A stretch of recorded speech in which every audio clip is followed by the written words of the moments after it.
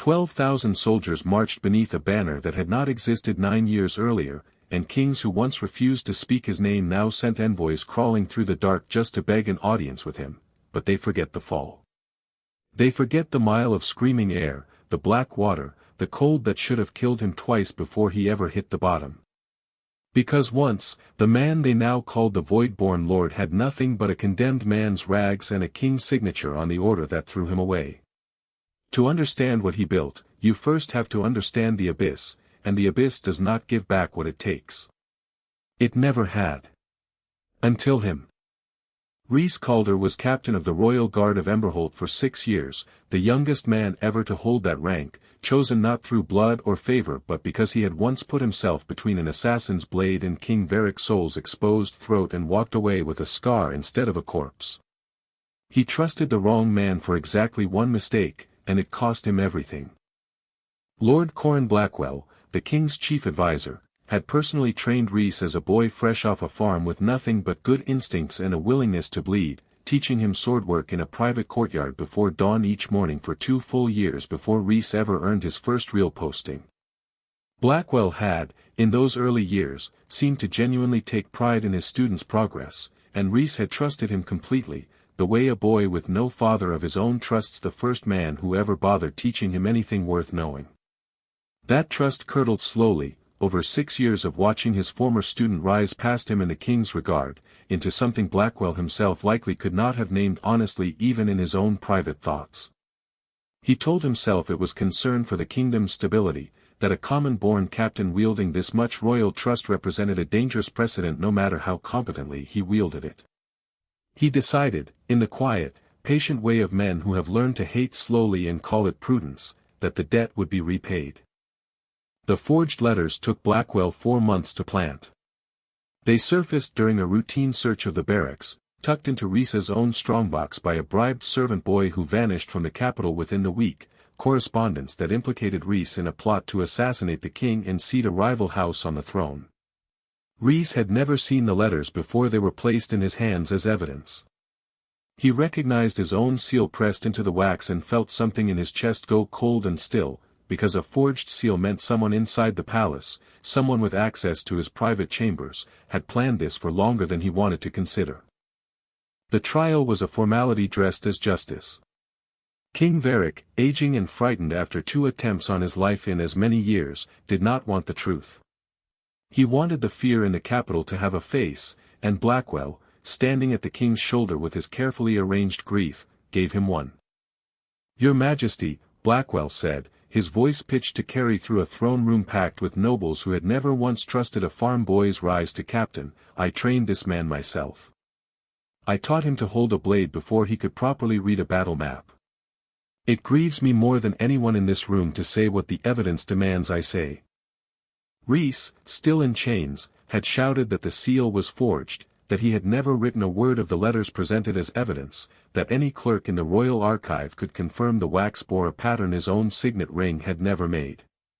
No one on the dais examined the seal a second time. King Varric had already decided, the moment fear entered the equation, exactly which verdict would let the capital sleep soundly that night, and Blackwell's grief was simply the theater required to make that verdict feel earned rather than convenient. "The abyss," the king said, not quite meeting Rhys's eyes. "Let it decide what the court cannot prove."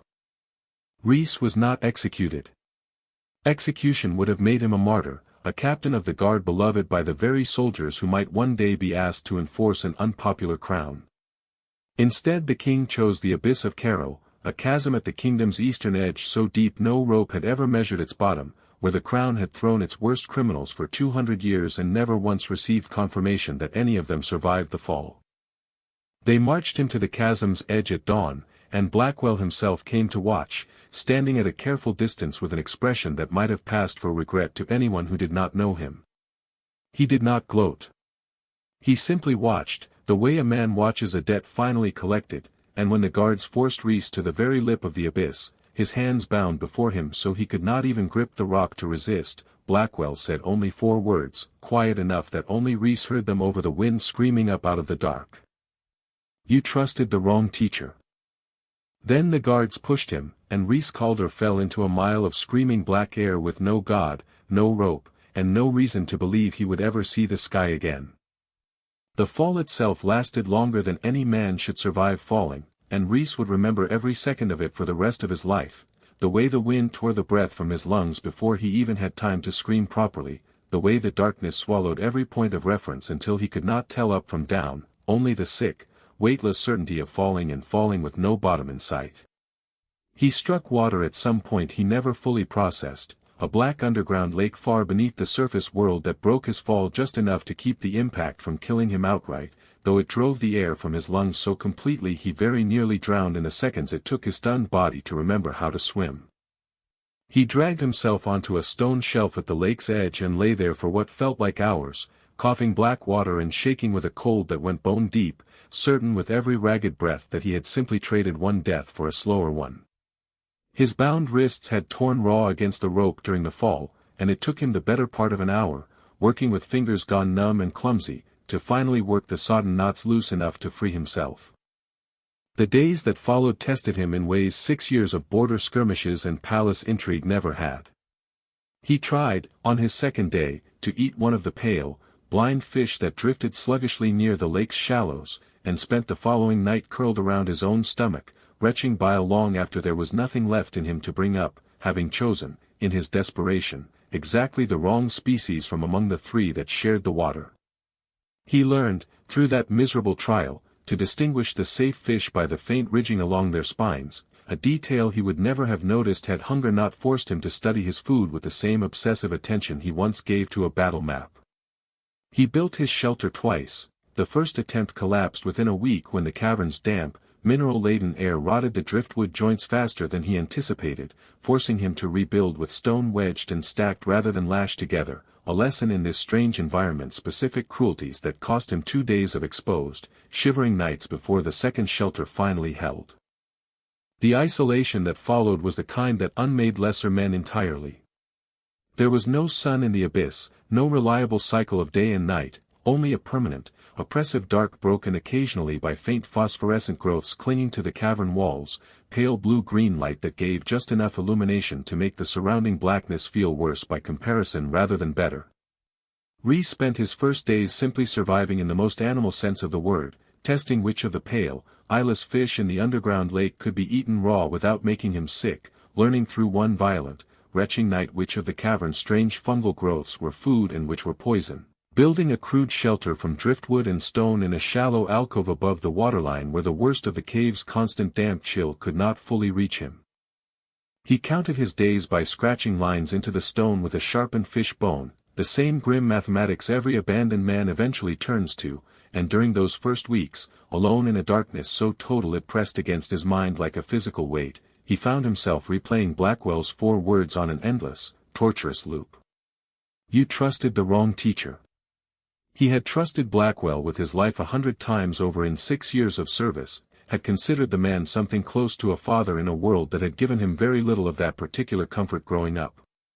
The betrayal did not simply anger him.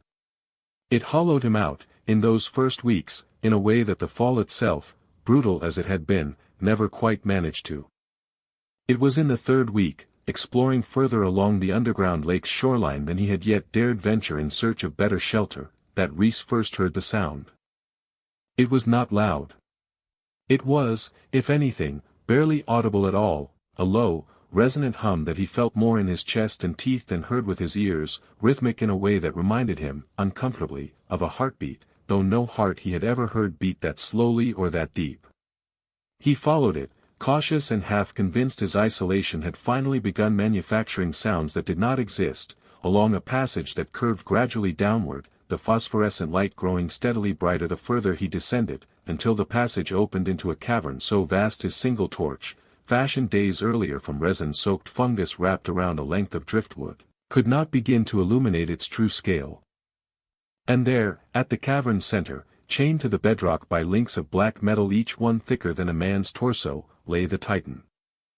Reese stood frozen at the passage's mouth for a long, disbelieving moment, torch trembling in his grip. The creature, if creature was even the right word for something this size, this old, this fundamentally wrong in scale for anything that should exist beneath the earth, stretched the length of a city block, its skin the color of old volcanic stone, veined through with the same faint phosphorescent glow that lit the rest of the cavern, as though whatever light source fed the abyss's strange ecosystem originated, somehow, from this single impossible body. Its eyes, when Reese finally worked up the courage to approach close enough to see them clearly, were closed, the lids etched with symbols in a language Reese did not recognize and would spend years failing to fully translate. The chains binding it to the bedrock showed no rust despite what had to be centuries, possibly millennia, of exposure to the cavern's damp air, and Reese understood, standing in the low hum of that ancient, slumbering heartbeat, that he was looking at something the surface world had either forgotten entirely or had deliberately, carefully erased from its history. He would not know for months yet what the Titan truly was, whether it represented an ancient god chained by some forgotten civilization, a weapon too dangerous to ever be unleashed, or something stranger still that no human framework could properly categorize. He knew only, in that first trembling encounter, that it was alive, that it was watching him in some fashion even through closed eyes, and that its presence explained, at last, the strange warmth that softened the worst of the cavern's cold the closer he ventured toward its resting place. The brutal work of understanding what he had found very nearly killed him more than once over the following months. His first tentative approach, driven by desperate curiosity rather than sound judgment, involved simply touching the Titan's stone-like skin, an act that sent a jolt of raw, blinding energy through his arms so violent it threw him backward a full 10 feet and left his hand numb and twitching for 3 full days afterward, a tingling deadness that made him fear, in his worst hours, that he had lost the use of it permanently. He had not. But the lesson taught him, in the clearest possible terms, that this ancient body was not simply inert stone to be studied at leisure. He changed his approach after that injury, watching rather than touching, the same disciplined patience he had once brought to studying an enemy's battle formations now turned toward understanding a creature whose nature defied every category he possessed. He noticed, over weeks of careful observation, that fragments occasionally broke free from the Titan's skin along old, healed cracks in its stone-like hide, small pieces, no larger than a fist, that fell to the cavern floor and lay there glowing faintly before slowly, over the course of days, dimming to an inert gray. Reese collected several of these fragments cautiously, using cloth wrapped around his hands rather than bare skin, and it was in his second month of careful experimentation, testing the fragments' properties through trial that cost him 2 more minor injuries, a burn across his forearm when he attempted to heat one fragment directly, and a shard of flying stone that opened a shallow gash near his eye when he tried, foolishly, to break a larger piece with a rock, that he discovered what these fragments could actually do. A fragment, placed near an open wound and left undisturbed for a single night, accelerated healing in a way that defied every principle of medicine Reese had ever witnessed on a battlefield. A gash that should have taken 2 weeks to close properly sealed itself, pink and tender but whole, within 3 days. He tested this discovery cautiously, deliberately reopening a minor cut on his own forearm to confirm the effect was not simply coincidence, and watched, with a disbelief that had not fully faded even after weeks of living in this impossible place, as the wound healed nearly twice as fast with a fragment held near it as it had without. He came to call the fragments Titan's breath, for lack of any better name, and he spent the following 2 months refining his understanding of them with the same careful, methodical discipline that had once made him an effective captain of the guard, learning that fresher fragments, still faintly warm from the Titan's own skin, carried far more potency than ones that had lain inert on the cavern floor for days, learning that grinding a fragment into powder and mixing it with water produced a bitter, gray paste that, applied directly to a wound, worked even faster than simple proximity, learning, through one terrifying night of trial that left him feverish and hallucinating for the better part of 2 days, exactly how much powdered fragment a man's body could safely tolerate before the healing effect turned instead into something closer to poison, his own overreaching curiosity nearly costing him his life in the process of learning that single crucial limit. That fever taught him something else as well, something he would only fully understand years later. In the depths of his delirium, half convinced he was dying, he had crawled back toward the great cavern purely on instinct, collapsing within sight of the Titan's closed, symbol-etched eyes, and had woken, 2 days later, with the fever entirely broken and a clarity of mind he had not expected to survive long enough to experience. He could never prove that proximity to the ancient creature had saved him rather than simple luck and a strong constitution, but he never again doubted, after that night, that the Titan's presence in the cavern extended some manner of protection to anyone who approached it with patience rather than violence. By the close of that grueling apprenticeship, Rhys had accumulated a modest store of Titan's breath fragments, carefully wrapped and stored in a hollow of dry stone far from the lake's damp air, and he had transformed, in body and mind, from a disgraced captain still reeling from betrayal into something the abyss itself seemed to have reforged, leaner, scarred, patient in a way 6 years of palace service had never quite taught him, and possessed of a fortune that no surface kingdom, so far as he knew, had ever imagined might exist at the bottom of a chasm reserved for the condemned. The first outsider found him, rather than the other way around, in his 5th month below. Rhys heard the newcomer before he saw her, a woman's ragged, exhausted sobbing, echoing down the same passage that had once led him toward the lake, the unmistakable sound of someone freshly thrown into the abyss and only now discovering that the fall had not, against every reasonable expectation, killed her. He found her collapsed on the same stone shelf where he himself had first dragged his broken body from the water, and it took him the better part of a day, speaking low and steady the way he once calmed frightened new recruits before their first real battle, to convince her that he was not some hallucination her dying mind had conjured for company. Her name was Isolde Marrow, and she had been a smuggler running contraband salt along Emberholt's southern coast before a rival crew, jealous of her territory, had reported her to the Crown's tax inspectors with evidence considerably more damning than her actual crimes deserved. She was hard-eyed even in her exhaustion, and when Rhys first crouched beside her on that stone shelf, she recoiled and swung a fist that caught him across the jaw with surprising force for someone who had just fallen a mile through open air. "Stay back," she rasped, scrambling backward against the rock, eyes wild in the torchlight. "Whatever you are, whatever this place has made you into, stay back." "I fell 3 months before you did," Rhys said, not moving closer, rubbing his jaw. "Same rope. Same king. I'm not a ghost, and I'm not whatever your fear wants to turn me into. I'm just the last man Emberholt threw away who happened to survive." It took him the better part of a day, speaking low and steady the way he once calmed frightened new recruits before their first real battle, to convince her that he was not some hallucination her dying mind had conjured for company. When he finally led her, still disbelieving, down toward the great cavern to show her the sleeping Titan and the strange, healing fragments it shed, she did not weep with relief or awe the way he half expected. She laughed, sharp and disbelieving, circling the ancient creature's chained bulk at a wary distance, and asked him what exactly he intended to do with a miracle if he had no way to sell it to anyone who might actually pay for it. "Men like me don't just survive," she said, crouching to examine a fallen fragment without touching it. "We profit, or we die slower than the ones who never bothered climbing out of whatever hole they were thrown into. You've been sitting on a fortune for months and you haven't found a single buyer. That's not survival. That's just a longer grave." Rhys did not have a full answer yet, but Isolde's question crystallized something that had been slowly forming in his own mind through 5 months of solitary discovery, that a resource this valuable, sitting untouched at the bottom of a chasm the surface world believed to be nothing but a grave, was worth nothing at all if it remained simply a secret shared between 2 frightened castaways.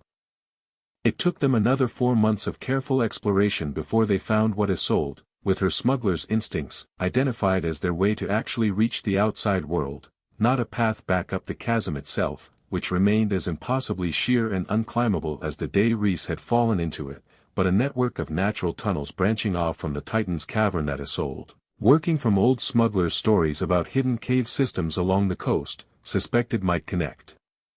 eventually to the surface through routes no honest cartographer had ever mapped. The exploration cost them dearly.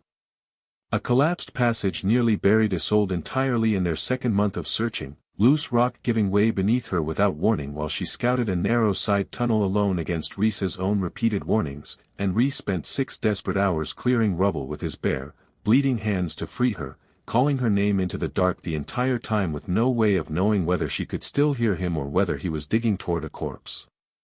She was alive when he finally broke through to her, barely, coated in dust and shaking but alive, and the ordeal left them both with a trust in each other neither had expected to develop this far beneath the earth, a bond forged less in words than in the simple, brutal fact that each had proven willing to nearly die digging the other out of the ground.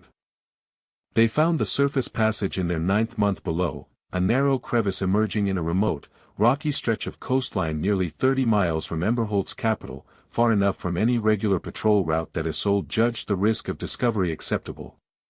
She made the first cautious journey alone, insisting Rhys remain below to protect what they had found, and returned 6 days later with a black market fence named Doran Vale, a nervous, calculating man who ran contraband through the coastal caves and who Isolde had judged, correctly, to be exactly desperate and exactly unscrupulous enough to deal with 2 escaped Abyss prisoners without immediately reporting them to a crown that would pay handsomely for such information. Doran's first reaction to the fragment Rhys offered him, once he understood even partially what it could do, was suspicion sharp enough to nearly end the negotiation before it began. "Healing magic doesn't come free," Doran said, turning the small fragment over in fingers that trembled slightly, whether from greed or fear Rhys could not immediately tell. "Not this fast, not this clean. Where does something like this come from? What did it cost you to get it?" "More than you want to know," Rhys said. "And that's the last honest answer you're getting about its source. What I can tell you is that I have more, that I can produce more reliably than you can imagine, and that I am not interested in a single desperate sale. I want a standing arrangement. Tools. Food. Iron. Information about what's happening on the surface. In exchange, you get something no other fence on this coast can offer you, and you get it exclusively, so long as you keep your mouth shut about where it comes from." Doran haggled hard, testing every boundary of that offer over the following hour, twice threatening to walk away entirely when Rhys refused to budge on the question of exclusivity. But the fragment, once Doran tested it cautiously on a crew member's half-healed injury and watched the wound close before his disbelieving eyes, sold for a sum that made the fence's hands shake with an entirely different emotion than the suspicion he'd started with. "Whoever's supplying you," Doran said, counting out the first payment with fingers that had stopped trembling entirely now, replaced by something closer to greed, "you tell them I'll take every scrap they can spare. I don't care what it costs me. You'll get what we choose to give you, when we choose to give it," Rhys said. "That's the arrangement. Push harder and there won't be one." Doran, wisely, did not push harder that day. He returned within the month with tools, preserved food, and the beginning of what would become, over the following years, a trade relationship that transformed Rhys and Isolde's desperate survival into the foundation of something considerably larger.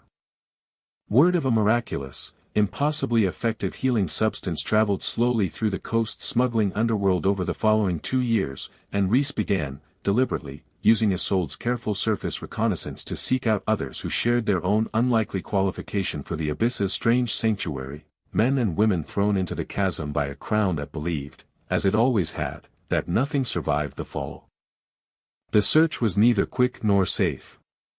Isolde spent weeks at a time on the surface, cultivating contacts among gravediggers, prison wardens, and the handful of guards who oversaw the Abyss sentencings, learning through careful, patient bribery exactly when and where new prisoners were scheduled to be thrown into the chasm.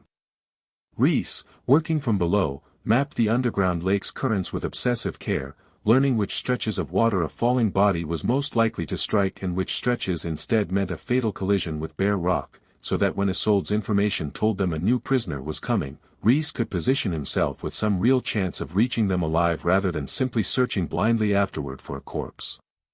The system was not perfect. Twice in those 2 years they arrived too late, finding only broken bodies on the rocks where a living, rescuable prisoner might have been found with better timing, and both failures weighed on Rhys for months afterward, a grim reminder of exactly how much luck, alongside effort, had shaped his own improbable survival.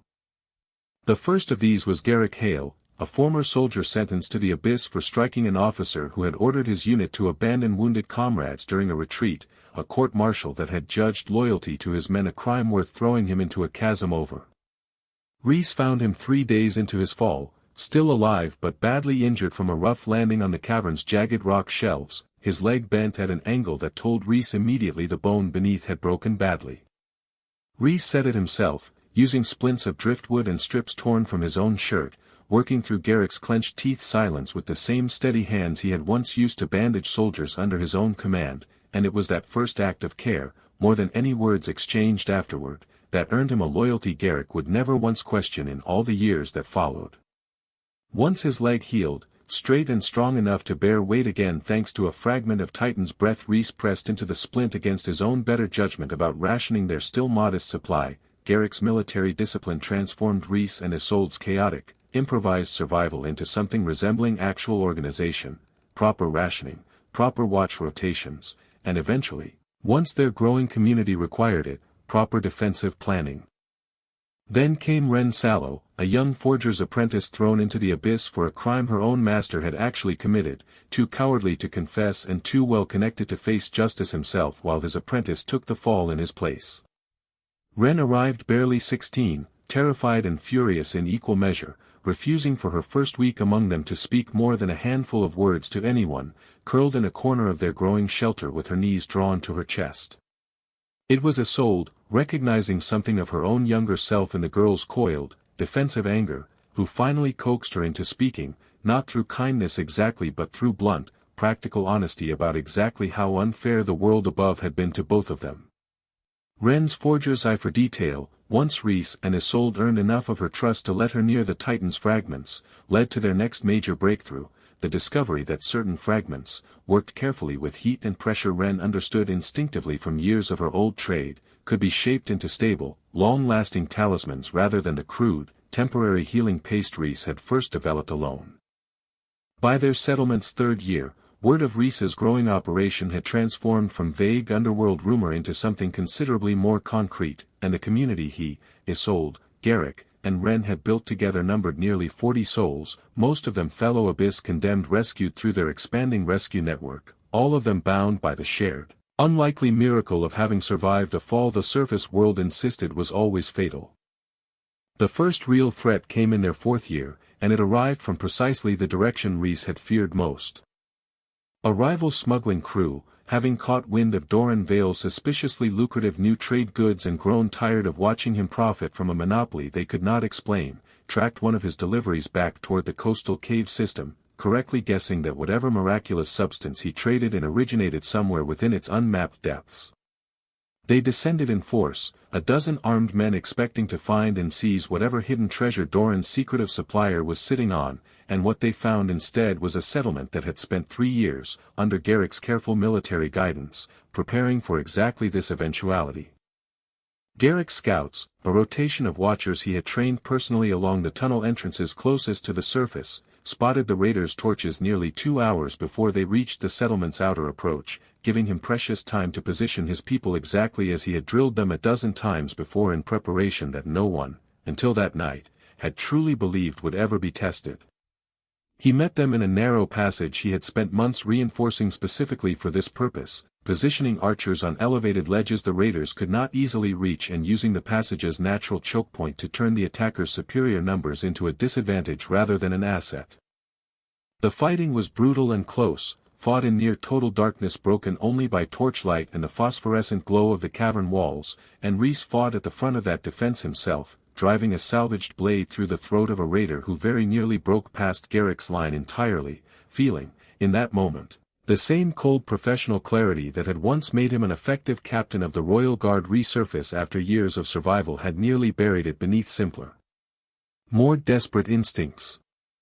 Isolde, positioned behind the front line with a short blade of her own, cut down a second raider who tried to flank the archer's position, her smuggler's knowledge of tight, confined spaces proving as valuable in combat as it had in trade.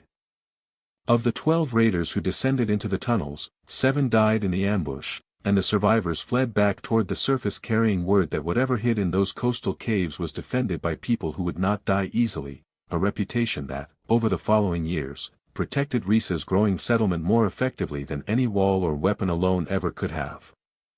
In the years that followed that costly first victory, the settlement Reese and his people had built continued to grow, and the traders along the coast who dealt in their goods began, with a mixture of respect and wariness, to call it the Hollow Court, a name Reese neither encouraged nor discouraged but that stuck regardless, spreading through the underworld's whispered networks alongside growing rumors of the miraculous healing talismans no honest apothecary could explain the source of. Ren's careful, patient experimentation eventually produced talismans stable enough to survive months of use rather than mere days, expanding their trade far beyond simple wound healing into remedies for illnesses that had, on the surface, no reliable cure at all. Garrick trained a proper standing defense force, drilling new arrivals in the specific tactics that had won their first battle and refining them, year over year, into something considerably more sophisticated. Isolde's trade network expanded to include contacts in 3 separate coastal towns, each kept carefully unaware of how much the others knew, a deliberate strategy of information control she had insisted upon from the very beginning of their partnership.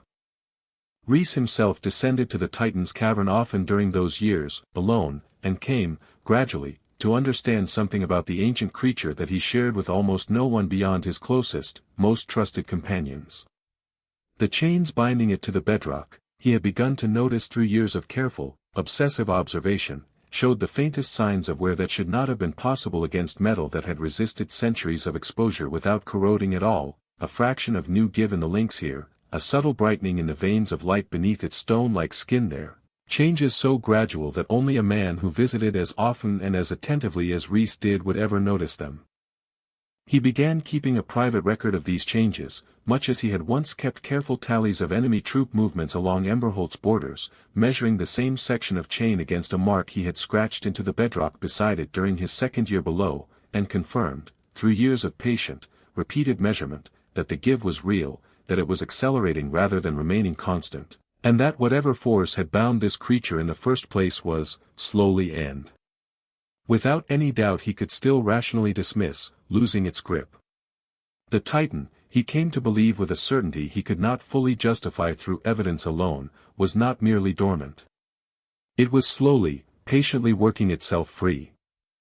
He did not know what would happen when that slow work finally succeeded, whether whatever ancient purpose had led some long-vanished civilization to chain a creature this vast and this powerful beneath the earth represented a danger that would consume everything he had built, or something else entirely that his limited human understanding simply could not yet grasp.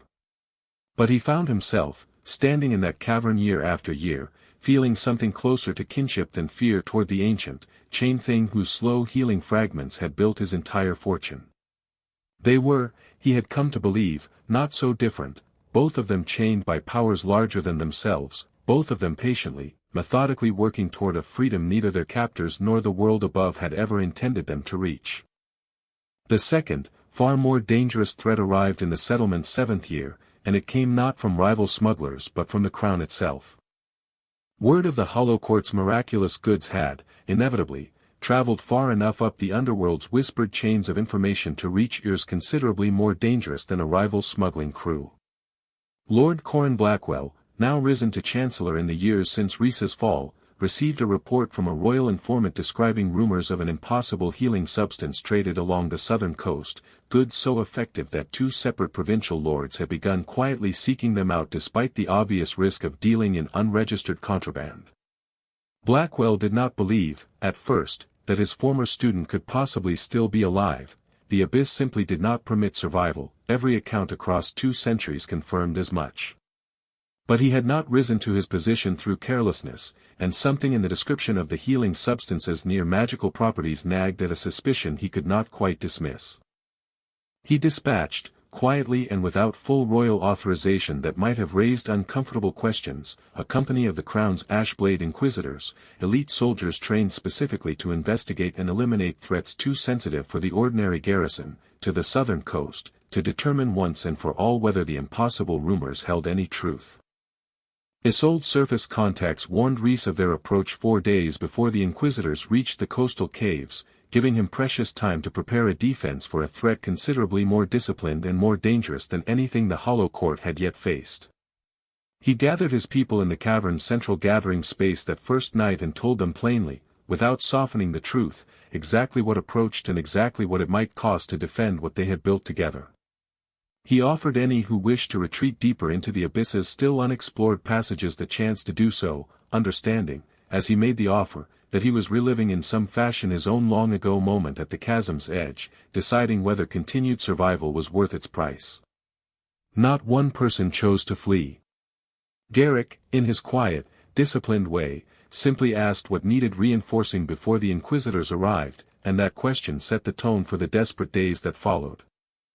The battle that followed stretched across 3 brutal days, fought through the same narrow, winding passages that had once given Garrick's militia their decisive advantage against ordinary raiders, but the Ashblade Inquisitors proved a far more disciplined, far more dangerous enemy than any smuggling crew. They advanced methodically, refusing to be drawn into the same choke point ambush that had broken the first assault years earlier, instead splitting into smaller, coordinated units that probed the settlement's defenses from multiple directions at once, testing each passage with a patience that told Rhys, watching from a hidden vantage point on the first night, that these soldiers had been trained specifically to hunt exactly this kind of hidden, fortified position. The first night's fighting cost them a storage tunnel entirely, overrun by an Inquisitor unit that Corin Ashby's hastily repositioned archers only barely managed to drive back before it reached the settlement's living quarters. Rhys spent that first exhausted dawn walking the settlement's damaged perimeter with Garrick, the two of them recalculating defenses that had held for years against everything except an enemy this patient and this well-trained, and it was during that grim assessment that Garrick, uncharacteristically, admitted aloud that he did not know if their defenses would hold a second night, let alone a third. They held, but at a cost that would haunt Rhys for the rest of his life. Wren died on the second day, caught while working desperately to evacuate the settlement's youngest members toward the deeper cavern passages when an Inquisitor patrol broke through a defensive line Garrick had believed secure. Rhys learned of her death only after the immediate fighting had passed, kneeling beside a girl who had arrived at their settlement terrified and furious at 16 and grown, in 3 short years, into one of the most quietly essential minds in the entire community, and he carried that grief through the rest of that brutal battle with no time to properly feel it until the fighting finally, mercifully ended. Garrick himself fell on the third and final day, holding a narrow passage alone against 3 Inquisitors long enough for the settlement's remaining defenders to fall back to a more defensible position deeper in the caves.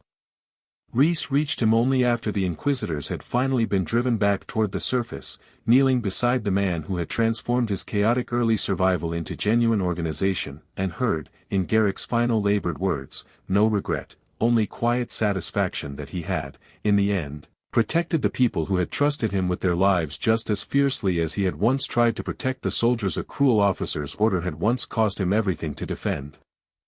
The surviving Inquisitors withdrew from the coast on the 4th morning, carrying word of losses considerably heavier than an unauthorized reconnaissance mission should ever have suffered, and Rhys understood, with grim certainty, that Blackwell would neither easily accept that failure nor easily explain it away to a king who had never sanctioned the expedition in the first place.